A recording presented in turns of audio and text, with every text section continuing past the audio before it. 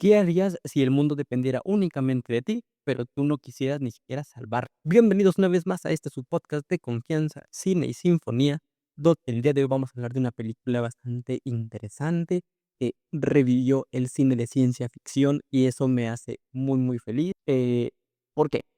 Porque esta película juega en un papel bastante importante entre el presente, el pasado y entre la posibilidad de que tu protagonista tiene que salvar al mundo, a la humanidad, pero prácticamente lo está haciendo en contra de su voluntad, porque él prefiere más bien quedarse resguardado en lo seguro y prácticamente ser la persona que dice: "No, gracias, ahorita no", pero, pues, las decisiones que toma y cómo todo se envuelve de tal manera que el final es espectacular, hacen que esta película sea increíble.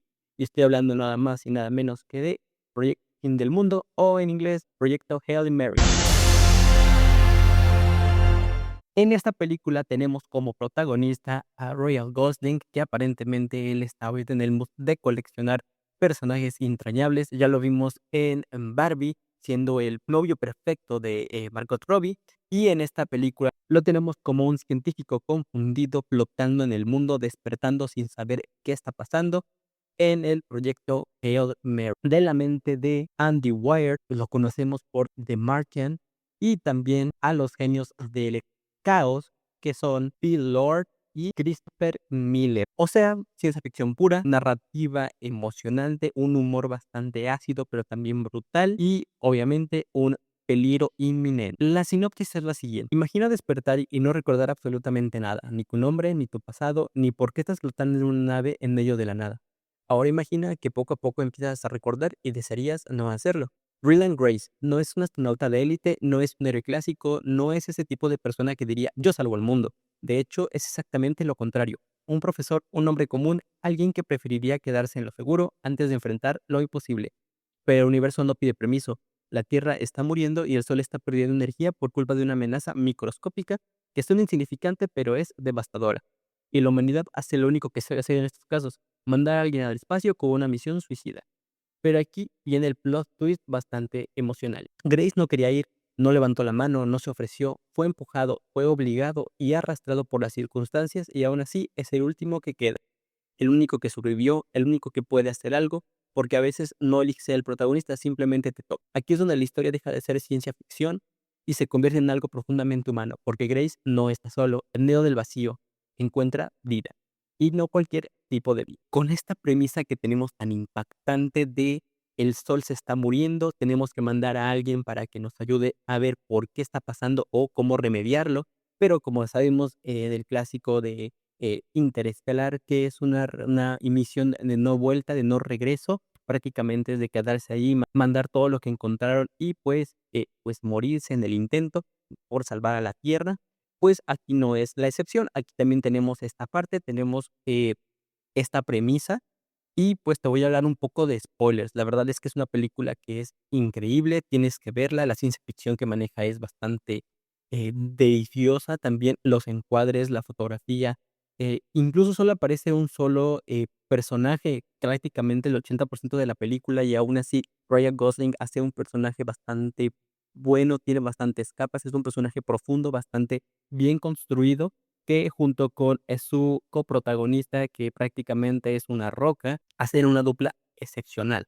Entonces, a partir de este momento te voy a hablar con un poco de spoilers para que, pues, tengas la oportunidad de ir a verla. Está disponible en cines, la está rompiendo totalmente, prácticamente está rompiendo récords por, asistencia. El personaje neta que tiene es demasiado alto, entonces ya recuperó creo que la inversión, entonces está muy, muy, muy bueno. Como ya te lo mencioné, esta película está basada en el libro del mismo nombre. Entonces, al final vamos a hablar un poco de las, diferencias, de las coincidencias, de lo que tomaron, de lo que cambiaron, que prácticamente no es mucho. La verdad es que está bastante bien aceptado. Lo único que pasó es que adaptaron este libro para que pudieran, pues, hacer un compendio en la película de 2 horas y media que tarda la película, pero se pasan bastante bien. Entonces, empezamos, desde el inicio, antes del silencio del espacio, solo había ruido, ruido que, pues, obviamente, debido a que descubren que en la Tierra el sol se está apagando poco a poco debido a algo que llaman una línea Petrova.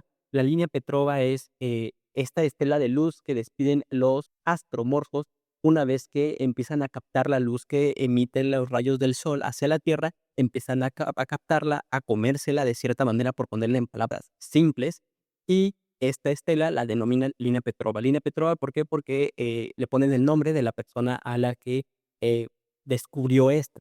Entonces, esto después tiene un significado bastante interesante y bastante cool, por lo que viene más adelante, ¿vale? Entonces, dejémoslo ahí. Ellos piensan que es un, error un poco de medición o error de visión, pero conforme van viendo se dan cuenta que no, que, todo es fidedigno, pero esto a su vez lo que hace es que la Tierra empiece a entrar en una era glacial, como, pues, de varios cientos de años, pero, pues, descubren que no, que sí hay un error ahí por ahí de cálculo y, esto se está acelerando bastante, rápido.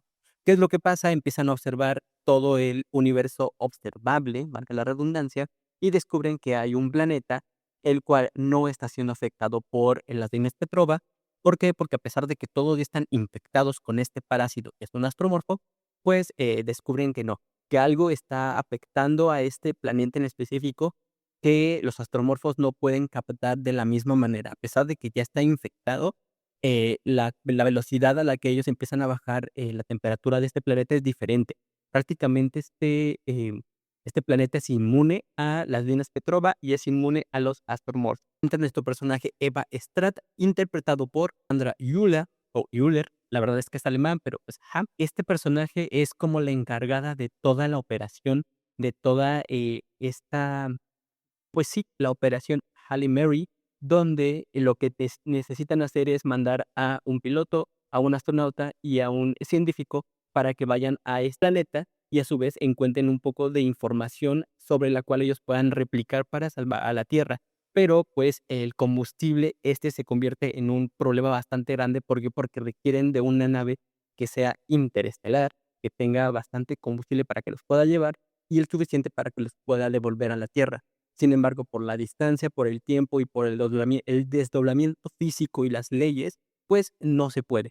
Solo tienen, suficiente energía para ir, mandar unas ondas de regreso y ellos morir en el espacio. ¿Por qué? Por la distancia. Curiosamente, el doctor Grace descubre, que los astromorfos, si bien tienen, esta energía, una vez que tú les impactas cierta cantidad de rayos, pueden llegar a tener suficiente energía para poder impulsarlo. Él es el que lo descubre, él descubre más o menos y logra clasificar a los astromorfos en una clasificación humana entendible. Entonces, al hacer esto, él se convierte en el científico principal. Obviamente, al ser el científico líder, pues está, inmune de poder ir a la misión, pero tú te quedas pensando, ¿por qué entonces al inicio de la película vimos que él está en el espacio? ¿Qué fue lo que falló? Entonces, conforme vamos viendo, eh, él les da ciertas instrucciones a todas las personas para que hagan las últimas pruebas antes de que puedan lanzar este transbordador al espacio, pero ellos, por error de cálculo, en lugar de poner un microgramo de astromorfo, ponen un gramo y, pues, obviamente, al tener tanta energía contenida, explota y todos los posibles, biólogos que estaban, o todos los posibles científicos que estaban ahí, mueren. Entonces, aquí es donde entra, ahora sí, en su papel de jefa, de aquí mando yo y no me importa tu decisión, ¿por qué? Porque si no lo hacemos todos nos morimos.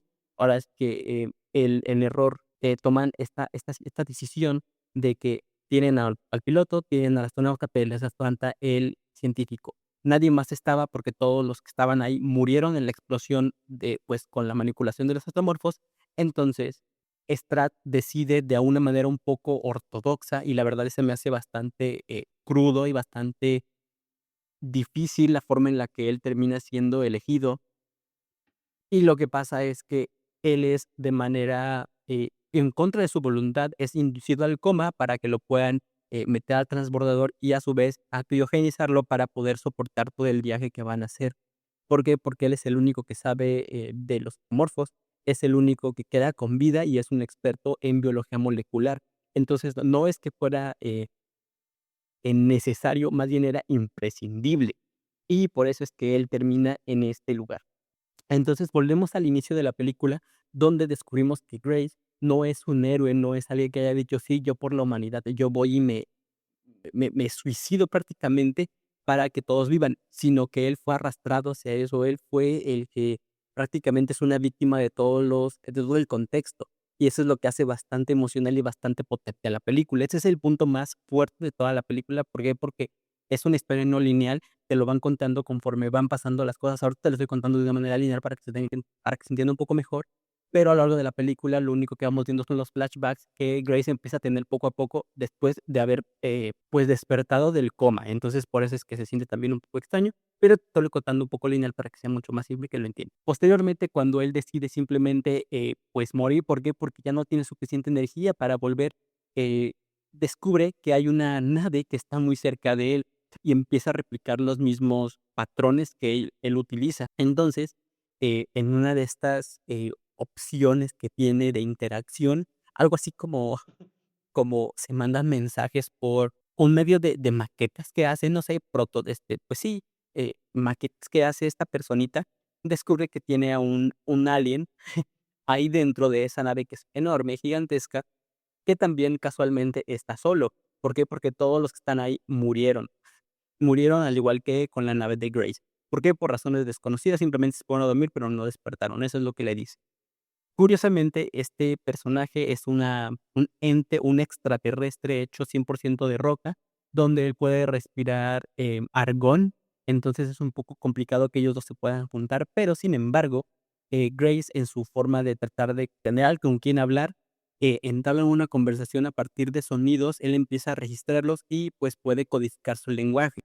Y aquí es donde vemos a Rocky hacer, una dupla perfecta con Grace, ¿por qué? Porque Rocky también va en la misma misión que Grace a este mismo planeta que es inmune, porque el planeta de Rocky también está infectado por, la Dinas Petrova y a su vez por los astromorfos.